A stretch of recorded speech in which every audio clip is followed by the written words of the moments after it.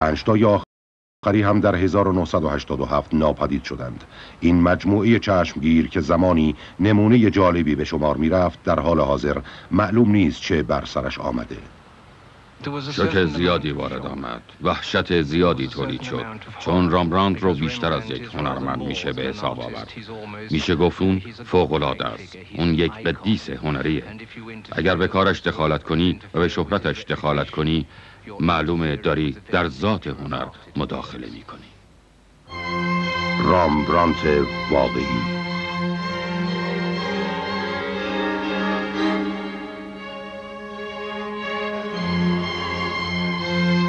در جستجوی نابغه.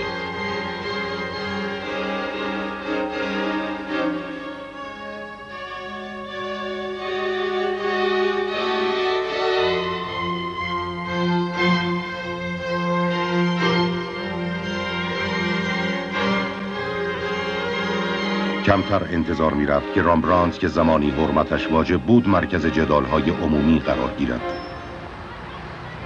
تاریخ شناسان هنر را کاراگاهان خصوصی محاصره کردند. در مطبوعات این افشاگری تازه را با واترگیت و یا جنجال نیروی بمب اتمی مقایسه کردند.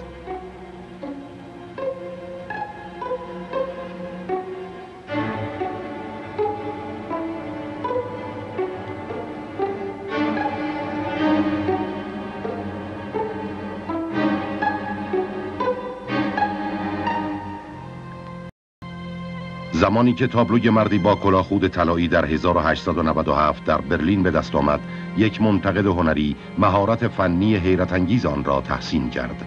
اکنون به لطف تحقیقات انجام گرفته در نیویورک، برلین، در لندن یا آمستردام می‌دانیم که آن نقاشی کار رامبراند نبوده است. کدام واقعی است و کدام نیست؟ این بحث تازه‌ای نیست. هلند 8 آوریل 1647 در صفحه 24 صورت اقلام یک حراجی عمومی تصحیحی انجام گرفت.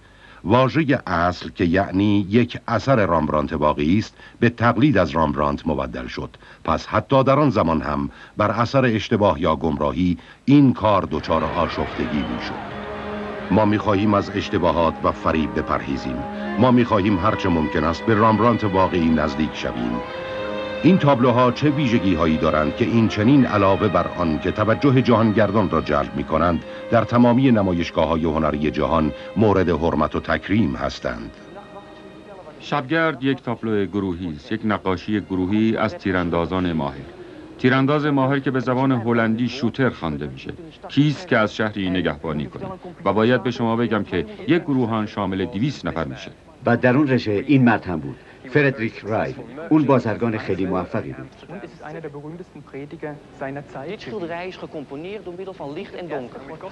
این نقاشی ترکیبی است از روشنایی و تاریکی متضاد. و ما تابلویی داریم که تقریبا شبیه شبگرد آمستردامه، اما یک صحنه شبانه است. این فرصتی عالی به رامبراند میده تا سعی کنه حریف کارهای بزرگی بشه که نشان دهنده مردان بزرگی. رامبراند همواره در ردیف استادان بزرگ قرن قرار داشت. در 1685 گابریل بوسلینوس که تمام هنرمندان بزرگ اروپا را می شناخت در مورد یکی از آنان نوشت ماستری آتاتیس میراکلوم، معجزه قرن ما. او رامبراند بود.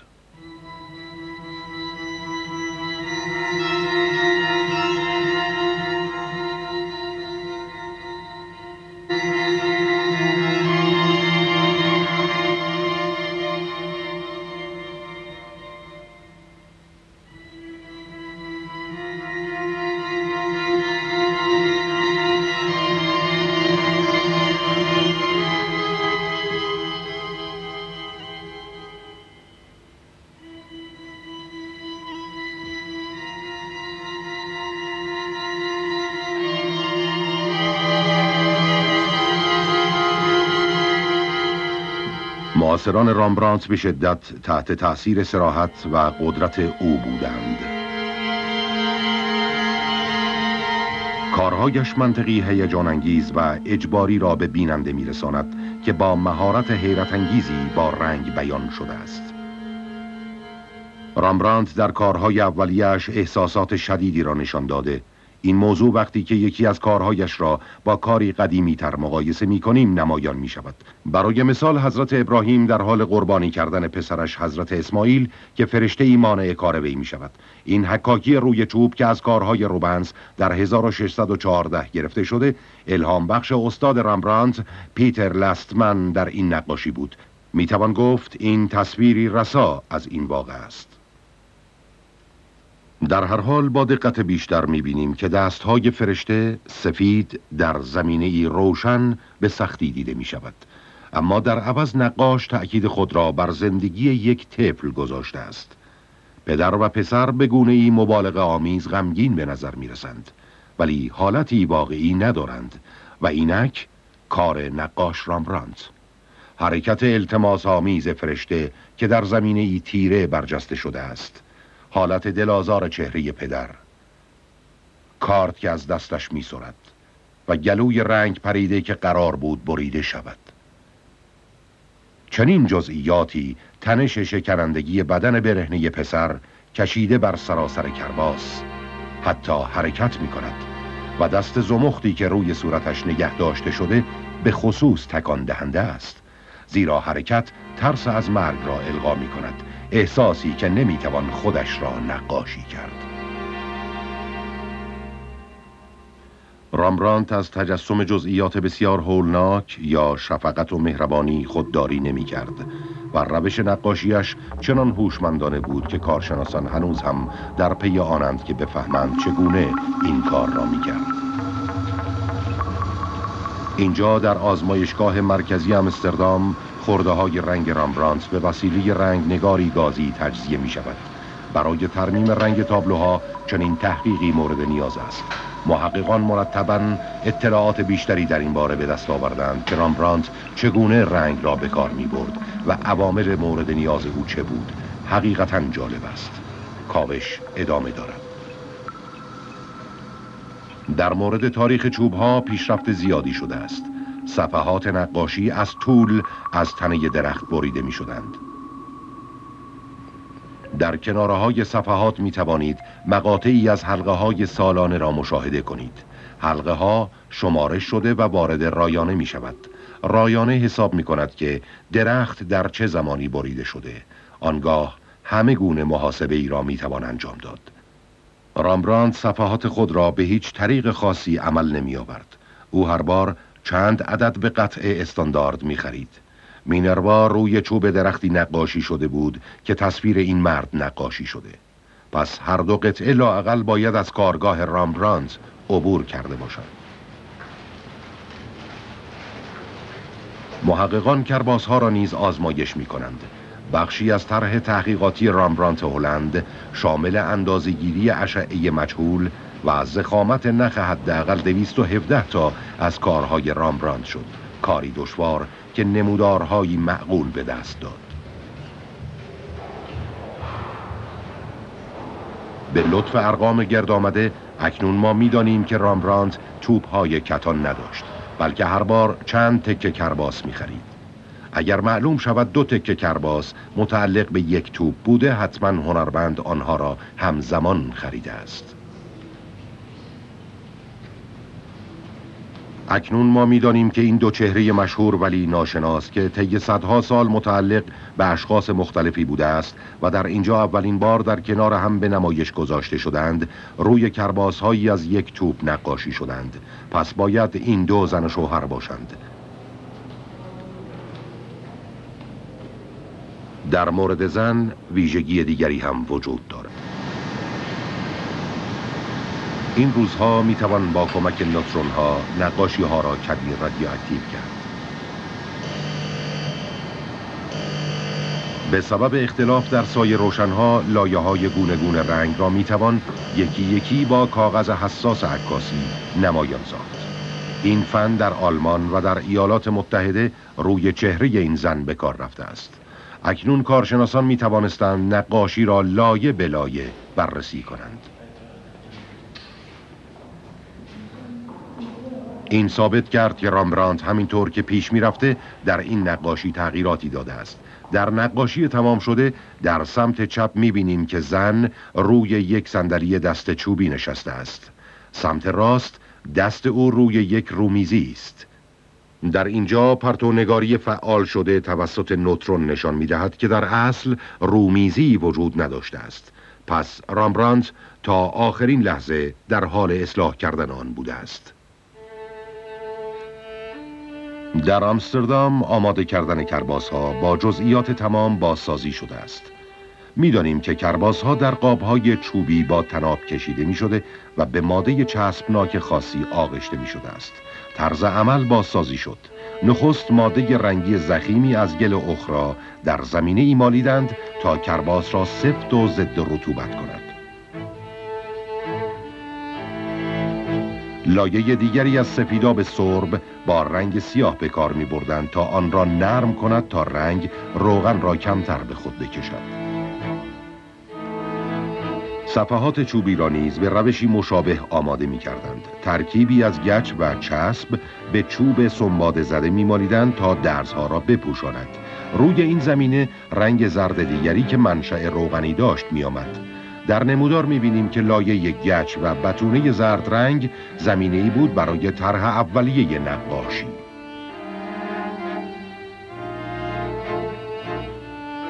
شیوه رامبرانت آن بود که خطوط محیطی طرح را روی هم بیندازد. مثلا اگر موضوع قرمزی را در زمینه سبز می‌خواست، نخست لایه سبز را از خطوط موضوع می‌گذرانید و سپس موضوع را باز هم با دنبال کردن دقیق خطوط محیطی قرمز می‌کرد. برای برجسته کردن زینت‌هایی مثل دکمه یا جواهرات، گلوله سفتی از رنگ را می‌گذاشت و روی آن خط سفید ظریف و درخشانی می‌کشید. چنین نموداری در واقع چیز زیادی به ما نمیگوید. به هر حال رمز کار با طرح با مطالعه اولیه آغاز شد. در اینجا باز نمونه‌ای با رنگ معمول رامبرانت یعنی قهوه‌ای ساخته شد. هنرمندان نیاز به این طرح‌ها داشتند، زیرا در برابر سپایشان نمی ایستادند، جلوی آن می نشستند. درست بالای کارشان، بنابراین برای آنچه که می‌خواستند بکشند نیاز به طرح داشتند. اشخاص باریکبین ممکن است بگویند رامبرانت جلوی سپایش ایستاده است، ولی دیگران گفتند که او در اینجا نقاشی نمی‌کرده است، بلکه در فکر آن چیزی بوده است که قصد نقاشیش را داشته. به علاوه نقاط فرسوده‌ای در زیر سپایه در آنجا که هنرمند نشسته پایش را گذارده بود مشاهده می‌شود. لحظه تفکر، نماد اینونتیو، نخستین لحظه خلاقیت است.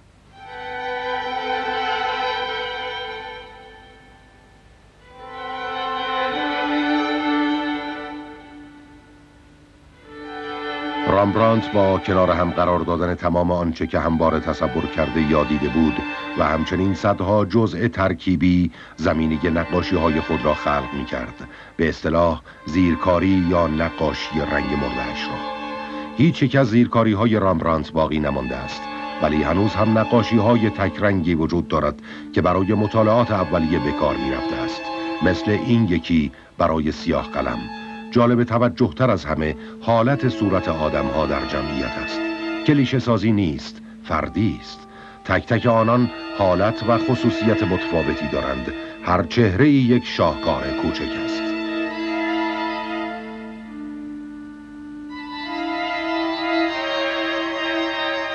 زیرکاری‌های رامبرانت غالباً با رنگ انجام می‌گرفت. او با رنگ می‌کشید. این روش را معمولاً روشی بسیار مشکل می‌دانستند. صحنه‌هایی که در این نقاشی‌های تک رنگ کشیده شده مانند موعظه یحیای تعمید دهنده مشت هر شخص متفکری را باز می‌کند.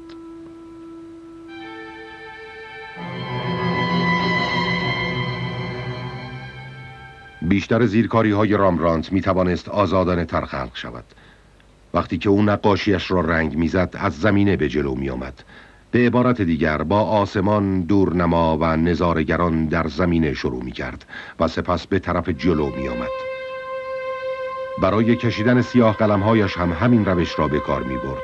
می‌توان این روش را با مقایسه مراحل ابتدایی و نهایی یک تابلوی سیاه قلم مشاهده کرد.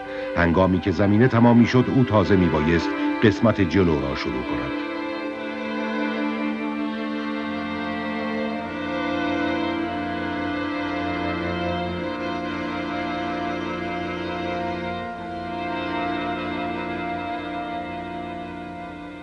نقاشی‌هایش با یک روش موجودیت می‌یافتند. در این مورد می‌توانیم تصور کنیم که ابتدا آسمان و صخره‌ها و سپس سوارکاران در زمینه آمدند، آنگاه فرشته و نظاره‌گران و بعد شخصیت اصلی و عاقبت شکل جلوی الاغ بین خطوطی که موقتاً با شنل فرشته پوشانیده شده نقاشی شده است.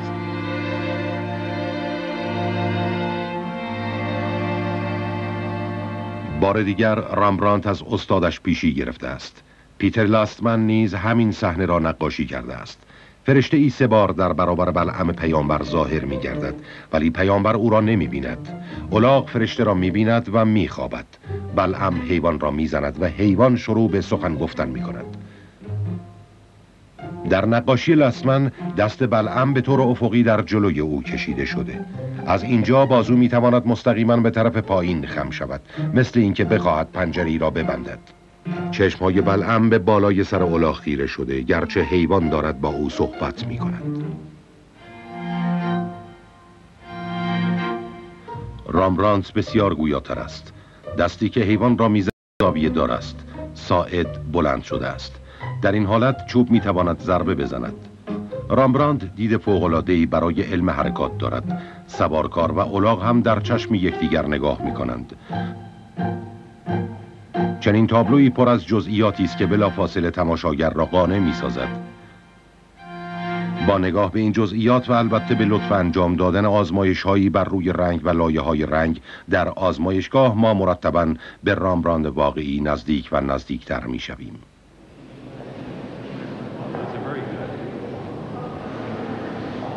تابلوی معروف شبگرد هم از عقب به جلو کشیده شده است. برای اشخاصی که وسط قرار دارند، رامبرانت کتاب راهنمای نظامی را که یعقوب دهین نقاشی کرده پیش نظر قرار داده است. این کتاب نشان می‌دهد که چگونه باروت را در تفنگ فتیله‌ای می‌ریزند. رامبرانت آن مرد را 90 درجه چرخانده است. کتاب نشان می‌دهد که یک تفنگ را چگونه باید شلیک کرد و این هم در وسط شبگرد نقاشی شده. و همینطور هم انفجار خزانه باروت را پس از شلیک نشان می‌دهد.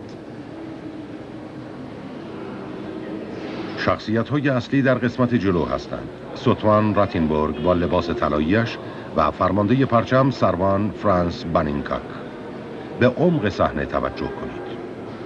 البته فرمانده در جلو ایستاده است. او اشاره می‌کند. کات راتینبورگ اول نقاشی شده، بعداً سایه دست بانینکاک که اشاره می کند روی کت افتاده.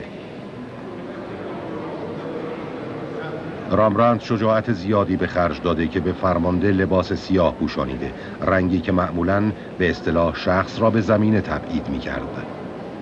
اشعه‌ای مجهول نشان می دهد که هنرمند تغییراتی چند در شبگرد داده است. مثلا وسیله آتش‌زنی روی خزانه سلاح که در دست تفنگدار است، همانطور که روی عکس سمت راست مشاهده می کنید، در اصل نمایان نبوده است. سمت چپ می بینید که چگونه رامبرانت شانه راتینبورگ را کمی پهن کرده است تا بتواند گیری فلزی را نشان دهد. اینها برای کسانی که می دانند کاملا نمایان است، چون کار خیلی زیبا انجام نگرفته است. ولی از جانب دیگر در قرن 17 مردم می گفتند که می توان روی کت زرد رنگ راتینبورگ موز هندی رنده کرد. احساس عمقی که دست کشیده بانینکاک به شخص می دهد بسیار جالب است. تأثیر مشابهی را نیزه راتینبورگ به وجود آورده است، با وجود آن که نقاش آن را با رنگ تیره نقاشی کرده. چنین به نظر می رسد به گونه‌ای 3 بعدی از تابلو بیرون زده است.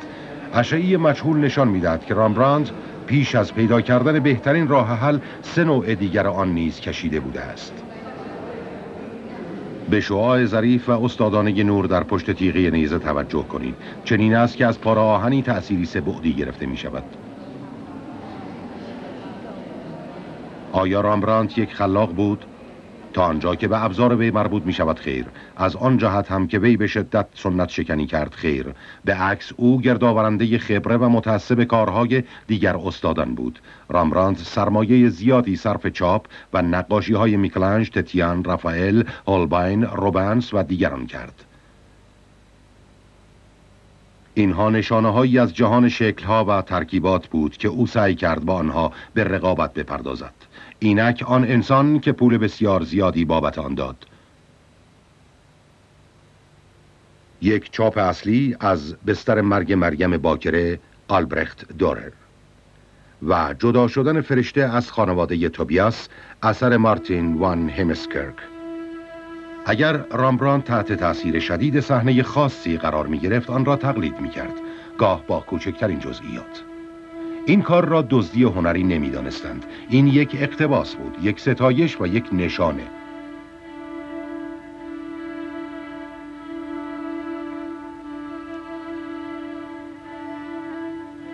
او می گفت که این کار را می شناسد و در صورت امکان می خواهد از آنها پیشی بگیرد. وضع و حالت خشمگین مسیح در تابلوی مسیح صرافان را از معبد میراند، اثر دورر، توجه رامبراند را به عنوان اثری بی‌نظیر جلب کرد و او آن را در ترکیبی حتی قوی‌تر در فرار وحشت زده باجگیران آورد.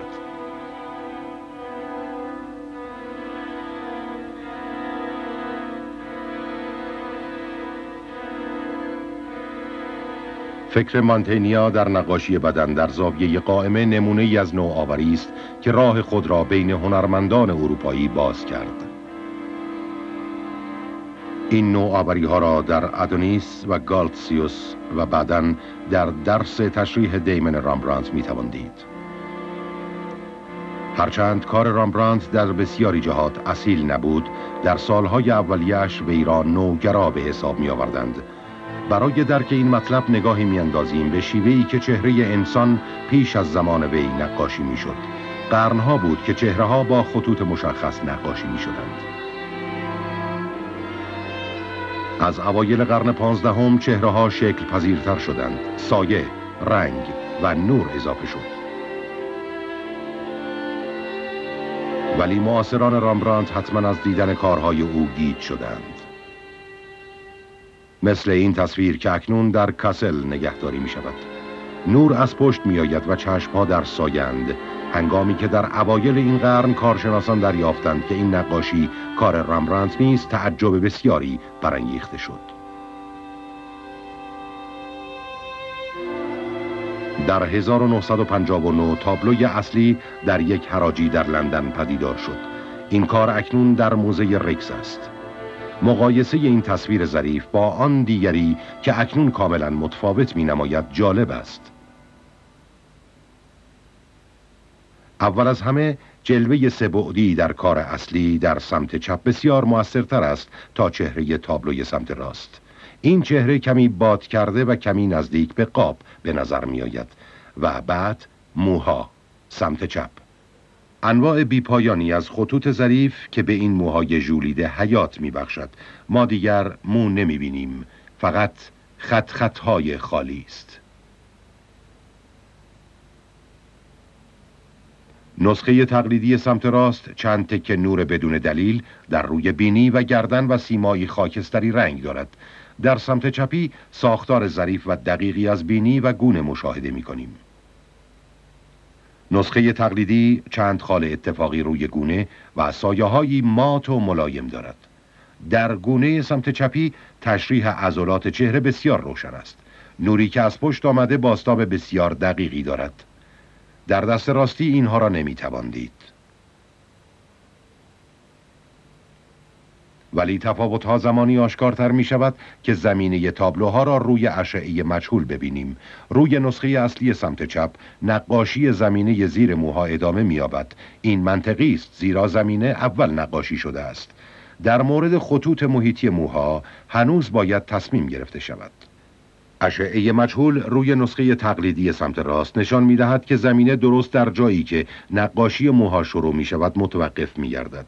این به آن معناست که نقاش از پیش می دانسته که موها چگونه رشد خواهند کرد. به هر حال اون نسخه اصلی را در اختیار داشته. اگر نگاه دقیق تری به تقلیدی بیاندازیم می بینیم که سایه های زیر بینی، بین لبها و زیر چانه بدون دقت و حتی با عصبانیت نقاشی شده است.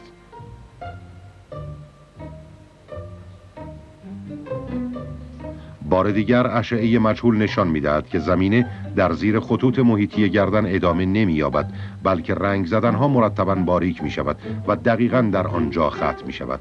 به این شکل است که از سرمشقی تقلید می‌شود. سوال همچنان ادامه می‌یابد: چه کسی ممکن است این تقلید را کرده باشد؟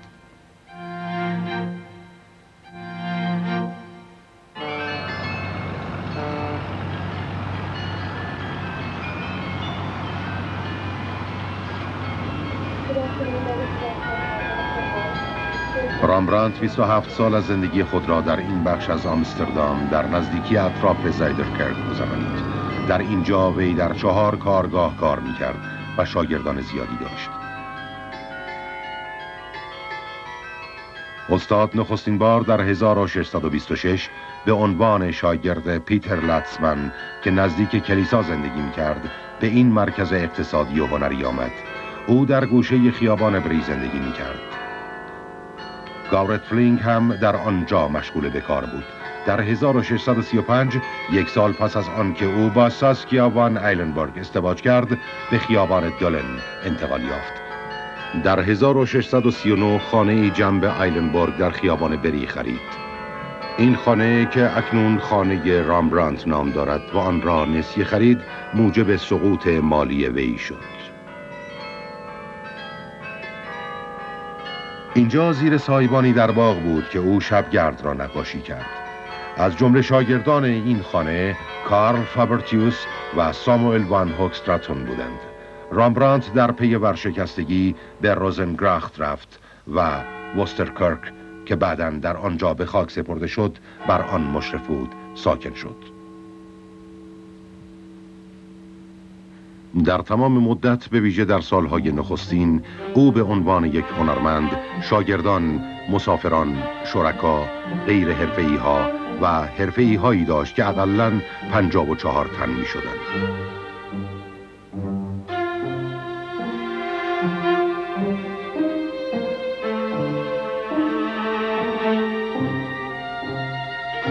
شاگردان رامبرانت به نزد این استاد مشهور می آمدند تا فن یا سبک وی را فراگیرند. او آنان را میپذیرفت چون با داشتن عنوان استاد مقامی بالاتر می یافت و علاوه بر آنان برای او سودمند هم بودند. در هر حال هلند قرن 17 بازار خوبی برای تابلوهای نقاشی بود. تابلوها در همه جا به فروش می رفتند. مردم علاقمند بودند که چیزی به دیوار بیاویزند.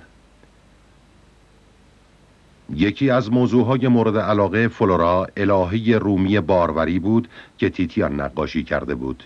پس رامبرانت هنرمندان مورد علاقهش چون ساسکیا را در 1634 سال ازدواجش به عنوان قهرمان خیش برگزید. فلورا را هم نقاشی کرد. ولی رامبرانت شاگردانش را هم به راههای تجاری کشید. ژودوویل که در دهه 1630 کشیده شد یک فلورا است، ولی کاملا روشن است که کار رامبرانت نیست. با این حال وی مخالف نگه داشتن درآمد حاصل از کار شاگردانش نبود. سندی در برلین نگهداری شده که دست نوشته ای از رامبرانت است. او معامله‌ای را در پشت یک نقاشی ثبت کرده.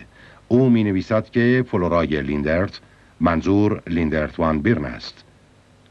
فلورای لیندرت به 5 گیلدر فروخته شد. این مدرکی بی‌نظیر است که نشان می‌دهد که رامبرانت با کار شاگردانش معامله می‌کرده است. معامله بازرگانی. آیا این عجیب است که رامبرانت در اقتصاد شکوفای جمهوری هلند از موقعیت خود سود می‌برده است؟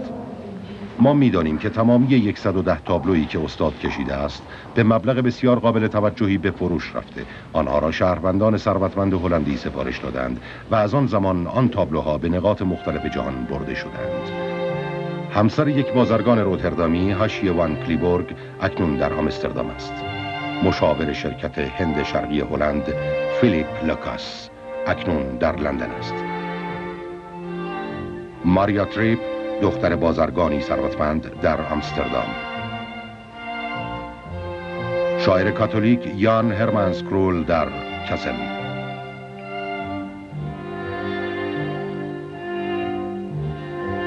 و تابلوهای ناشناس متعددی در سینسیناتی در نیویورک. شما می توانید آنها را در موزه‌های سراسر جهان پیدا کنید. گذشته از آنانی که رامبراند شخصاً تصویرشان را کشیده، از جمله نیکلاس وان بامبیک، و تصویرشان امضای استاد را دارد. بعضی ها هم تصویرشان را یکی از شرکای رامبراند کشیده است. ظاهراً این مرد کوپال دیپلمات اعتراضی نداشته است. به هر حال زمانی که این اتفاق افتاده او در آنجا بوده. با کمال تعجب تابلو امضای رامبراند را دارد.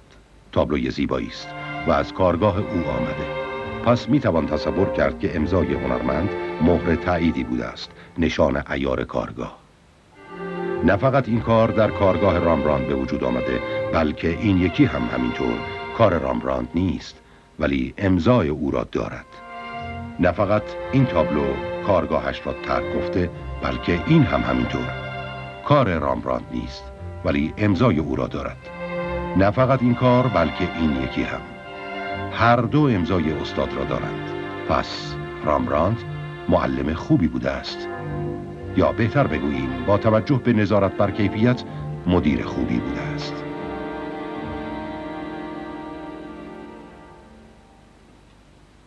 شاگردان باید می‌آموختند که چگونه یک نقاشی را شروع کنند، چگونه رنگ بسازند، چگونه یک سپایه را نصب کنند، ولی بیشتر شاگردانش پیش از آمدن به کارگاه این چیزها را می‌دانستند. آنچه آنان می‌خواستند دستیابی به مجموعه هنرمند و فراگیری فنون کار بود، مثل کشیدن یک چهره. آنان باید می‌آموختند که چگونه سایه زیر بینی به طور مشخصی شروع و به طور نامشخصی تمام می‌شود. چگونه رنگ قرمزی باید به سمت روشن سوراخ بینی زده شود تا شفاف بودن پوست را القا کند. چگونه رنگی روشن‌تر در یک منطقه روشن باید به طرف روشنایی کشیده شود. چگونه سایه بینی با رنگی تیره شروع و روشن‌تر می‌گردد. چگونه قسمت‌های روشن پلک در کاسه چشم بازتاب یافته است. چگونه تخم چشم نیاز به یک جرقه دارد. و چگونه اشک‌های روی پلک پایینی با یک خط سفید نشان داده شده است. چگونه تخم چشم سایه‌ای روی پوست کنارش می‌اندازد و چگونه جزئی رنگ روشنی باید به پشت بخش تیره گونه زده شود. بازتاب یک منبع ناپیدای نور. خلق فضایی قابل درک. اینها هستند چیزهایی که رامبراند به شاگردانش آموخت. کاملا روشن است که آنان منتهای کوشششان را کردند تا در هر کاری که می کنند با استاد برابر شوند. رامبراند سمت راست، یک شاگرد سمت چپ. با این حال با توجه دقیق می توانیم دست شاگرد را بشناسیم. چهره یک زن اثر ایزاک ژودویل.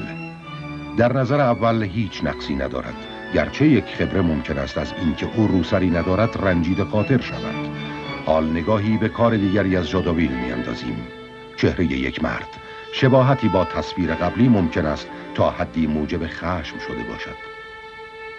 و سومی، در تمام آنها سایه مشخص بینی، لب پایینی کلفت، نورپردازی قالبی و مخصوصاً آن نگاه خیره بی حالت، مثل اینکه آنها چهره عروسک ها باشند. شاگرد مایل است که بعضی خصوصیات را تکرار کند. به این ترتیب ما می توانیم تفاوت وی را با رامبراند درک کنیم و متاسفانه البته برای او پایین تر بودنش را از رامبراند. و آیا این نقاش هیچ فکر کرده است که چنین سایه‌ای چگونه پیشانی ممکن است به وجود آورد؟ حال آن را آزمایش می کنیم. اینجا می بینیم که کار چگونه می بایست می شد. مطالعه‌ای در همان زن کار رامبراند که باید کنار شاگردش نشسته باشد. راستی نقاشی نیمرخ آن زن نشان می دهد که او کاملا با تناسب بوده است. شاگردان از راه‌های غیر منتظره‌ای دست خود را رو می کنند. این تابلوی رامبراند رؤیای دانیال را شاگردی تقلید کرده است. کار هنری زیبایی است و تقلید خوبی از سرمشق.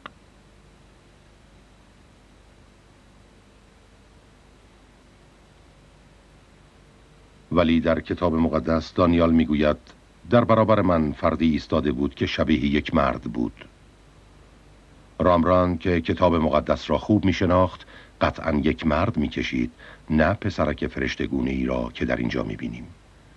کاری را که قبلا به آن اشاره شد، یعنی قربانی حضرت ابراهیم، بعداً در یک نقاشی رامبراند تصحیح کرد. فرشته به جای ظاهر شدن از پهلو از پشت ظاهر می شود که تعجب بیشتری را برمی‌انگیزد. بعداً یک تابلوی رنگ روغن از این نقاشی کشیده شد که آن هم کار خوبی بود.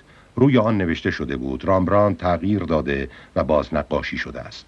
روشن نیست که آیا به دست خود رامبراند نقاشی شده یا شاگردش فردیناند بول. بین شاگردان رامبراند یکیشان سبک مشخصی دارد. نخستین شاگردش جرالد داو. هنرمند به شاگردش یاد داده بود که چطور در نقاشی ظریف مهارت یابد و در دوران زندگیش این سبک را همانطور که از تصویرهای مختلفی از مادر رامبراند می‌بینیم تکمیل کرد. این کار تخصص او بود، تنها تخصصش، و او سالها بعد از آن که معلم و همکارش رامبراند به سبک کاملا متفاوتی گرایش پیدا کرد همچنان به کار خویش وفادار ماند. رامبراند از همان اوایل سطح‌های مختلفی را تجربه کرد. مدتی روی سطوح نرم و هموار کار می‌کرد، ولی انواع زمختری را هم امتحان می‌کرد. او کوشش داشت احساسات و افکار خود را به رساترین صورت در نقاشیش بیان کند. حتی زمانی که بازار نقاشی‌های قشنگ، ملایم و یک دست را طلب می‌کرد، رامبراند سبک بی همتا و تقریباً مشخص خود را حفظ کرد.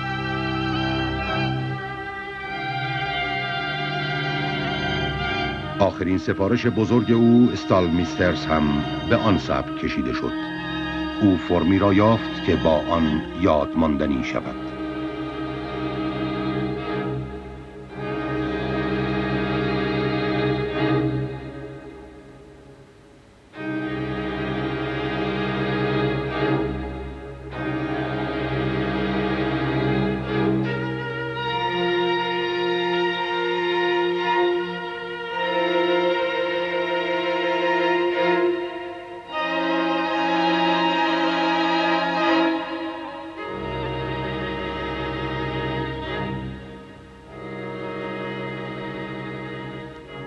تأثیر شدید رامبراند بر نقاشانی چون گاورفلینگ و فردیناند بول، با آنکه آنها هنرمندان موفقی هم بودند و بول می توانست از همان اوان به افتخارات خویش تکیه کند، تأثیر رامبراند همواره در کارهایشان محسوس بود.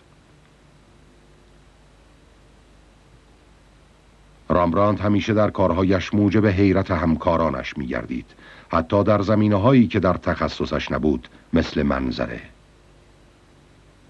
و همین که گاورفلینگ سردرختی های شسته در خورشید اثر استادش را تقلید کرد، بسیاری از هنرمندان چه در کارگاه رامبراند چه خیلی دورتر تا مدتی به شیوه رامبراند نقاشی می کردند. و بدین گونه بود که آنها نور روز را دیدند، چهره‌ها و تصویرهای کاملا رامبراندی. این یکی کار گاردفلینگ است، پیرمرد گرفتار طلا. این یکی کار فلیپس کونینگ است، کوشش به منظور نمایان ساختن جوهر کار به گونه‌ای تقریباً دیوانه‌وار. ترکیب پوست لطیف انسان و فلزاتی چون برنز، مس و آهن. این یکی کار ویلم درست است، تصویرهایی سخت زنده. این کار یکی از بهترین شاگردانش است، مردی که امکان داشت بر رامبراند برتری یابد ولی متاسفانه در انفجاری کشته شد، کارل فابرتیوس. و صحنه‌های تاریخی که به سبک خشن بعدی رامبراند نقاشی شده. تنها کسی که این سبک را تقلید کرد آرت دوگلدر وفادار بود که پس از مرگ رامبراند بیش از 100 تابلو به این سبک به وجود آورد.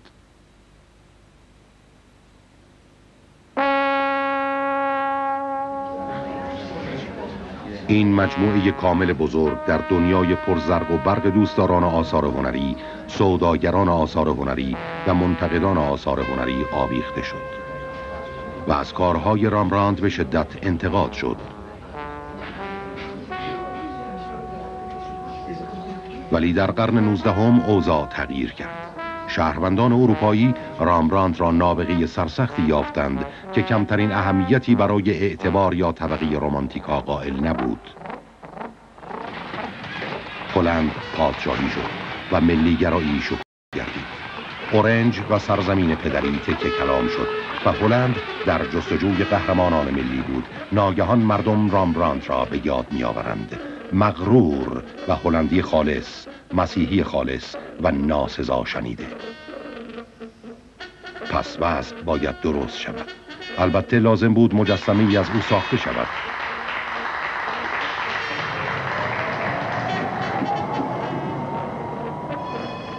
مجسمه در آمستردام نصب شد از آهن قراضه، زیرا برنز خیلی گران بود.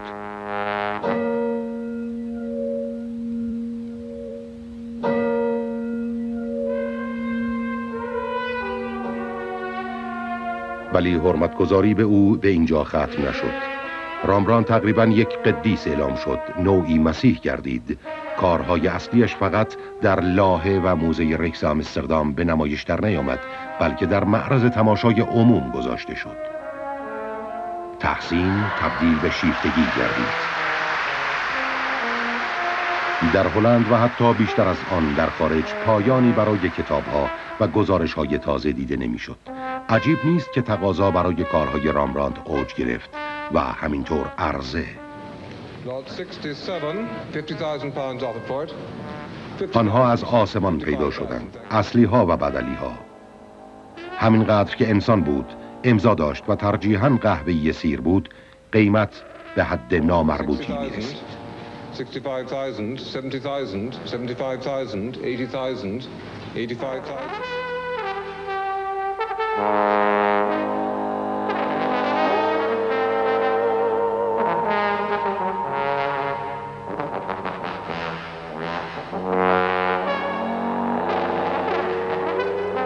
در پی جشن 100 سالگی در 1906 یکی از تابلو نماها تعداد کارهای رامبراندت را 988 ذکر کرد.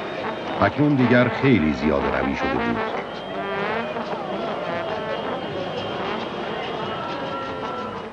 مردم شروع به درخواست برای یک پاکسازی قطعی کردند، ولی فقط در 1968 بود که طرح تحقیق در مورد رامبراندت در هلند آغاز به کار کرد.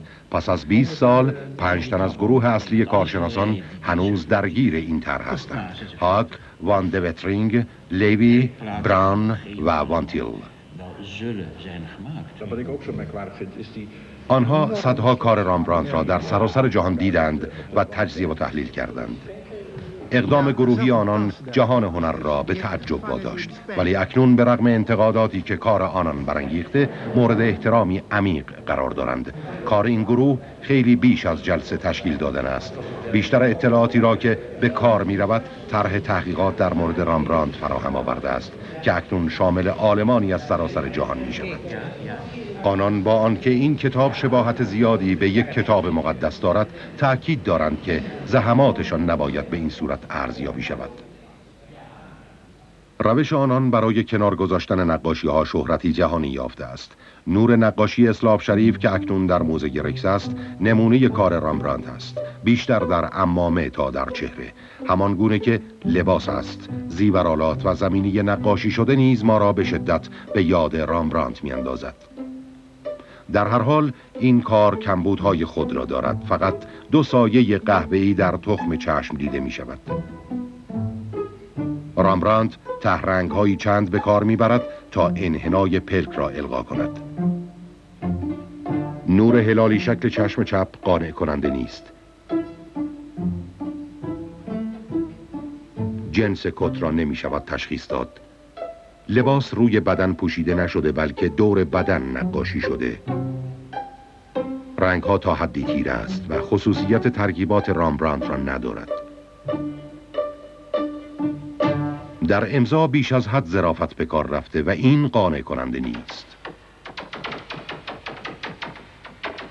طرح تحقیق در مورد رامبراندت میدان کار را وسعت می‌بخشد. خطشناسان آزمایشگاه قانونی ریسوایک که معمولاً با باجگیرها و جعل کنندگان چک سر و کار دارند می‌دانند که خط هر فردی خصوصیاتی دارد که قطعاً او را می‌شناساند.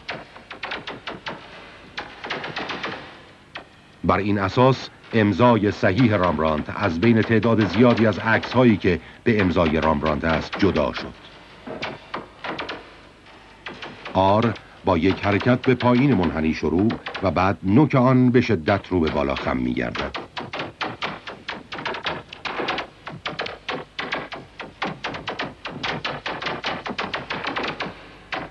ای حلقه‌ای کوچک در بالا دارد و ته آن به آر چسبیده است. حرکت به پایین ام کمی به سمت چپ مایل شده است. آر دوم و هر دو حرکت به پایین ان هم همینطور. بی حلقه کوچکی در بالا دارد و آن هم حرکت به پایین کمی خمیده دارد. در هر حال دی و تی کاملا راست هستند. به این ترتیب بود که خطشناسان مقایسه خود را آغاز کردند. شگفت‌آورترین کشف یک امضای تقلیدی بود که روی 60% از نقاشی‌های رامبرانت واقعی دیده شد. این به آن معناست که امضا در اصالت یک تابلوی نقاشی اثر چندانی ندارد. این بار دیگر تأکید می‌کند که چشم مهمترین وسیله برای تشخیص نبوغ رامبرانت است. پس اگر به رامبرانت چشم بدوزیم رموز بیشتری را کشف می‌کنیم.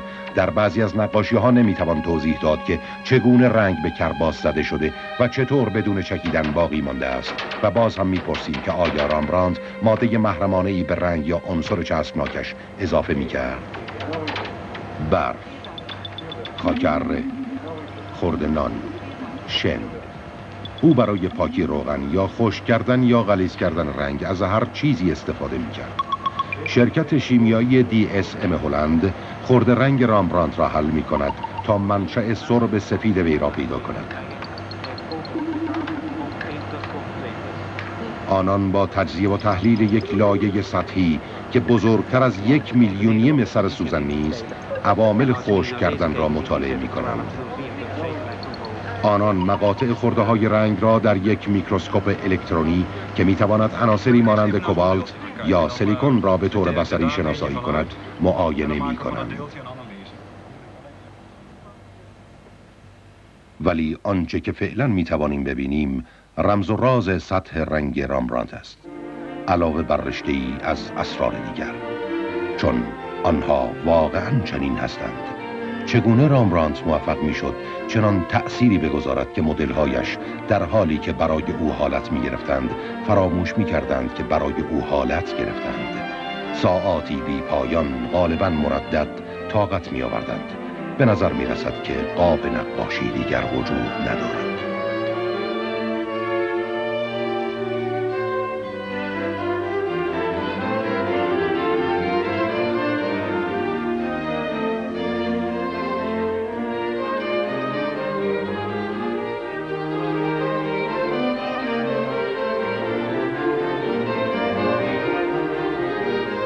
ما مردم را می‌بینیم، مردمی که همه جا دیده می‌شوند، هر جا که بروی.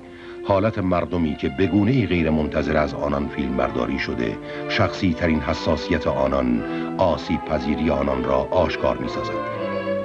300 سال پیش چنین حالاتی جاودانه شد. با نقاشی به دست مردی کجخلق که گفت یک نقاشی زمانی تمام است که نقاش بگوید.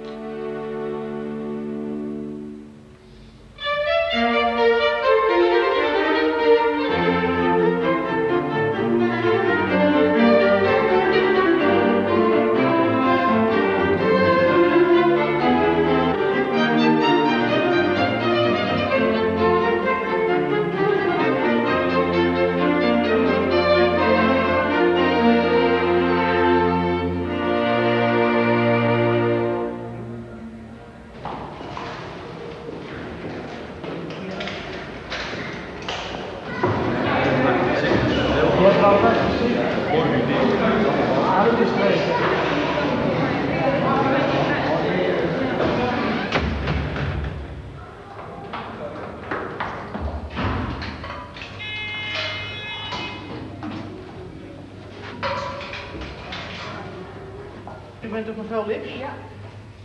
Is dit bekend bij de intendant? Ja.